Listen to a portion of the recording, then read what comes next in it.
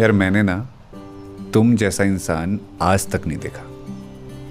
जितनी मजबूती से तुमने अपनी लड़ाई लड़ी है ना, कोई और होता तो शायद टूट जाता। सब कहते हैं तुम्हारे चेहरे पर हमेशा मुस्कुराहट बनी रहती है,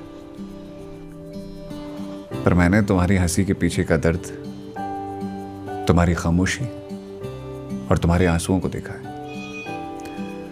इसलिए तुम कभी खुद को आम मत समझना। याद रखना, तुम हमेशा खास हो।